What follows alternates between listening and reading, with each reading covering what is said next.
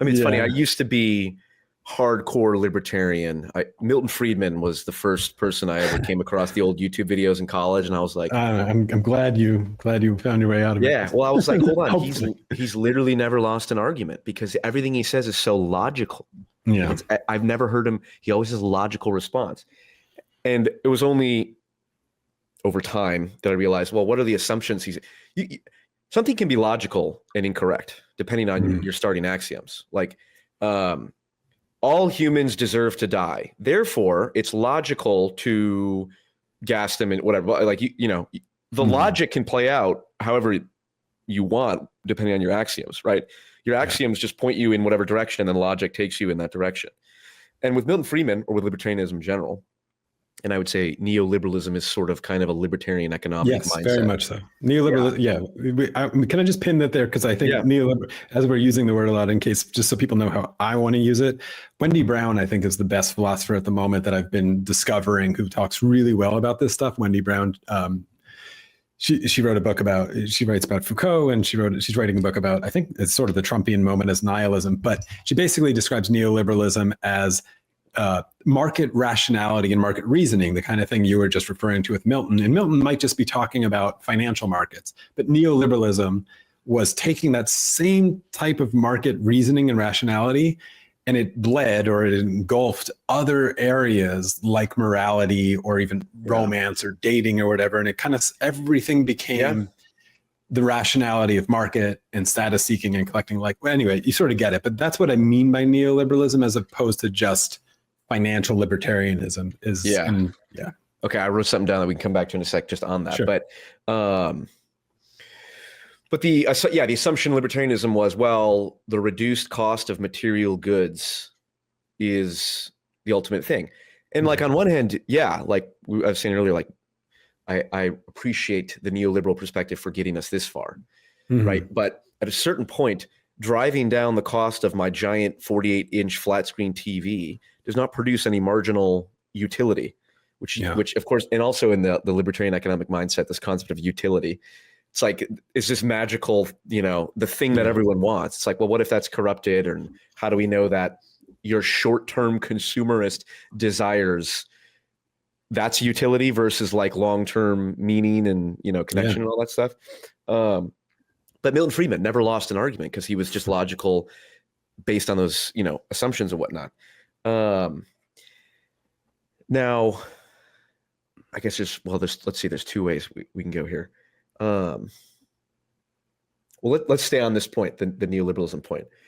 Because like, I would say one of and this, I don't know, because you call yourself a leftist, and I know leftists would disagree with me here, but like, one thing I think is an example of sort of the neoliberal mentality encroaching on things outside of just, commodities, is like the commodification of human intimacy with like things like OnlyFans or pornography, even in general. It's like there's a tension here of like, well, we want to have maximal freedom, right? Sex workers should have freedom to pursue what they want. But then on the other hand, it's like, well, how much of that is just, right? There's the freedom of the sex worker, but then there's the commodification and the productizing of intimacy, and how would you as a leftist just resolve that tension? You have some people on your side, quote unquote, well, we need, sex workers work, people should be able to pursue it with freedom. And any attacks on this is misogynistic or reducing freedom,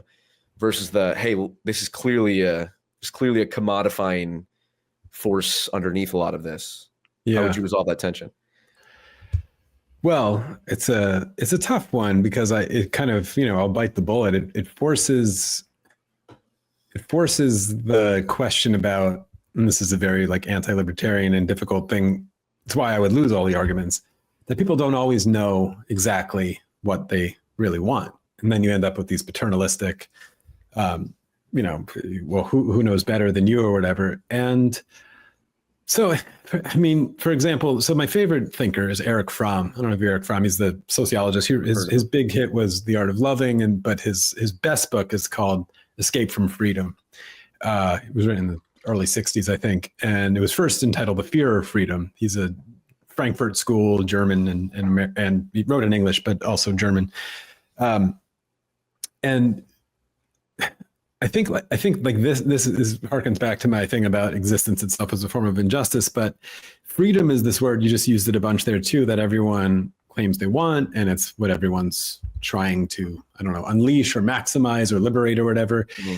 And the title of the book, I'll gives away the thesis of Escape from Freedom, is that actually freedom itself is a really frightening, terrifying, kind of difficult position. And we're constantly looking for ways out of it, to be told that we have no other choice, or, this is what we really want, or we're, just kind of just keep your head down and follow the crowd. And though I think like the tension of the kinds of freedom and our self-worth and what we really want are underneath a lot of that stuff. Like, I mean, I don't feel that strongly about the specific issue you brought up as from like a political, I don't have like a political sort of subscription or prescription for it, but philosophically, I would say, obviously there's like, I think there's, I outed myself as a humanist and got into that a little bit more, that the behavior itself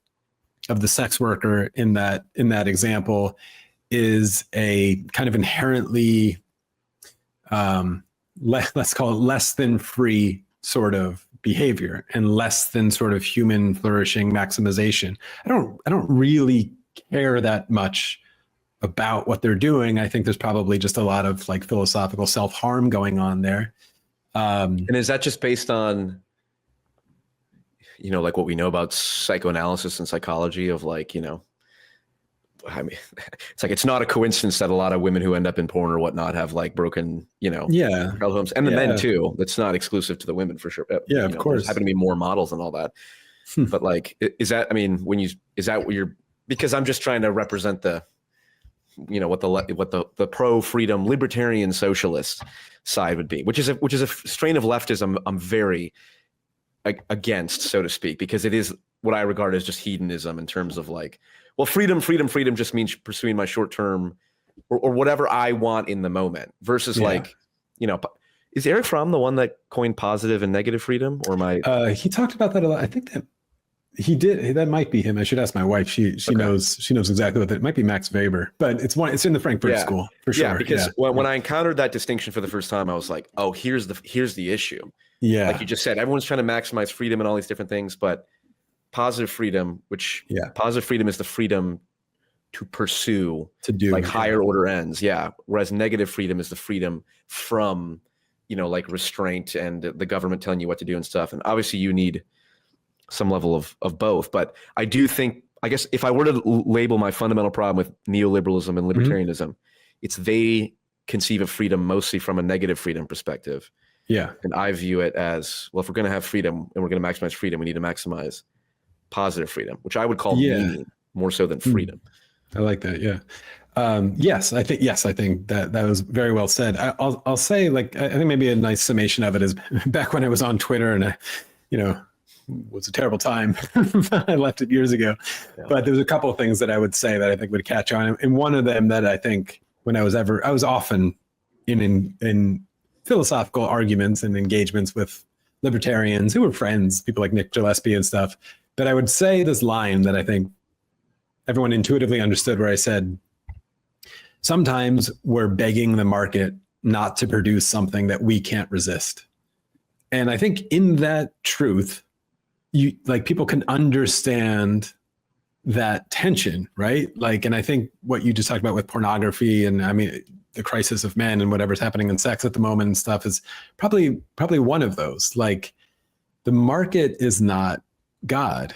And obviously, I mean, this is the neoliberal. If I gave the leftist humanist theory of man that had justice as a prerequisite, and also folded in that we are the transcendent animal, and like this is the place where those conversations happen. The neoliberal or libertarian theory of man is this perfectly rational, autonomous creature who knows what it wants and does what it wants, and then the market is a reflection of what it truly wants. This is the revealed intentions versus stated intentions kind of stuff. And I think like I was looking at some polling because I'm writing this book and I'm trying to collect this data. I was looking at this polling of they were asking all these, I think Gallup did it, or it's one of the big ones. They were asking all these different age groups about their relationship with technology. And across the board, from even like the Gen Z kids and younger, millennials, everyone else, it was something like 67% of people said they wish they could go back to a time before they were so plugged into technology. Yeah, it's like 50% of people on TikTok are like, I wish TikTok didn't exist. Right. I mean, the Twitter one, the funny joke, it would always get a ton of likes when everyone would do it. It'd be like, someone please ban me from this site. And it's like, you get the joke being like, well, you could just log off. But no, like there's truth in that of like, who said that we are generating the world that we really, truly want? And because our fears rule us just as much as our love does. It's like we're not some sort of perfectly rational animal. And, you know, I'm always talking about stated intentions versus revealed intentions. And there was a friend of mine who I met in New York, Seth Stephens-Davidowitz, wrote a really great book called Everybody Lies years ago. He was a Google data analyst, and he wrote this amazing book. He had like access to all the data from Google search engines and Pornhub and like Facebook and all this stuff. And it was in this window, frankly, that probably closed, where he said, you know, the Google search bar was like digital truth serum. Like nobody was watching and you actually asked what you wanted to ask in there. Yeah. People now, I think, yeah, I think people now probably are moderating their own searches a bit. Right. But that data, whether it's closed or not, was just like amazing insight into, I think he was right, this digital truth serum. And in all the stuff he could discover, of course, the book is called Everybody Lies, is that tons of people, and not just the silly stuff, like you go on a vacation and you're posting how great it is, but really the Google search results is like, why is my wife cheating on me? Or why aren't we having sex? Or like how to get a divorce? Like that's kind of the obvious double life kind of stuff. And some of the data is incredibly important and just like won't show up. So for example, it was around the recession in 2008. Everyone was worried about domestic violence going up and child abuse going up, because it always goes up whenever there's like economic crisis. And then it just didn't seem to be happening because they were collecting all the data from like CPS and other sort of reporting agencies, and it wasn't really showing up. And everyone's like, oh, wow, like, you know, there's really not a problem. But the Google search results for things like, why is daddy hitting me? Were like through the roof in certain areas and so like some of the data is actually incredibly important. Or imagine like the data of like, what do people search for in a very specific pattern before they attempt suicide?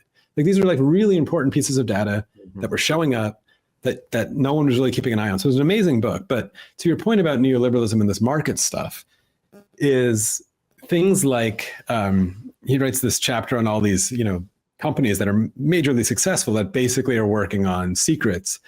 So the big one he writes about is like when Facebook changed their wall, or whatever it used to be called, to the news feed. It's like 2009. I don't know how long ago it was. But the wall before that was just literally chronological, just your friends and friends. There was no like algorithm behind it. And then suddenly they take away the wall and they put this news feed in, and it has like some news stories and it's algorithmic. Suddenly you're seeing people who you might not know or follow. And it's, we all know now it's geared to like piss you off, excite you, get you to click, whatever. And, you know, everybody was panning and saying, this is the worst thing. I hate it. Please turn it back or whatever. But Mark Zuckerberg, looking at the data, is just seeing people click through the roof. Higher engagement. Yeah. And so he's behind the scenes being like, oh no, they really love it. So you have the stated intention of like, we hate this, take it away. And then this behavior, which is like clicking like crazy. And you could come up with like a million examples like that, or just like even little things of, you know, and some of these might be kind of funny. He had the data from Kindle or whatever, and the percentage of people who said they read the book, but actually stopped 40% of the way through and like didn't read it. Like we get all these kinds of things. See, this kind of is intuitive. Like we present ourselves, we lie to ourselves, we lie to others. But in all of that, you have this like this mismatch of a stated intention and a revealed intention. And obviously in a neoliberal system, in a market system, it doesn't care about the stated intention. Of course. It's only the revealed intention. But in those stated intentions, I think there's some really there's a lot of intelligence. Yeah, that's morality. That's conscience. Yeah, it's like it's the voice. It's like the voice. If I was just revealed intentions, it's like, well, well, someone's got a, you know, nice hot sandwich that's theirs, but like I really want it, so I'm just gonna. It's like, no, the whole morality is, you know, it's like the Freudian ego, id, superego. It's like that voice that is like telling you, hey, even though you feel this way, you know this is wrong. Yeah, and it's like that's morality. And, yeah, and even if it's just like not even like a social form of morality like that, and it's just, I don't know, the vision of man and human. Sometimes when they say, they're expressing like, I want to not like this thing. I want to be in a world where I'm doing something different. You know, the stated intentions, not that they're always perfect, right? They could be polluted by all kinds of things, but you know, I think we should take them more seriously. And obviously neoliberalism it's totally blind to them. It laughs at them. In fact, when you find that mismatch, like he was writing in this chapter, you've struck gold as a capitalist, because like the things that people will do secretly clicking around. And so, yeah, I mean, that's the libertarian flaw. And I fear that the neoliberal bleed of that same rationality, that same blindness into areas which are before we're kind of closed off to it, is a disaster. I've been coming to this kind of fortune cookie, like little tag of, I feel the tension, so much tension in the world and in the human animal is because our behavior is misaligned with our nature. And something's going to break. Like people are feeling this, like we're building this world, we're going along with this thing, we're behaving in a certain way, but we know it's not so really of us or what we can be. Yeah.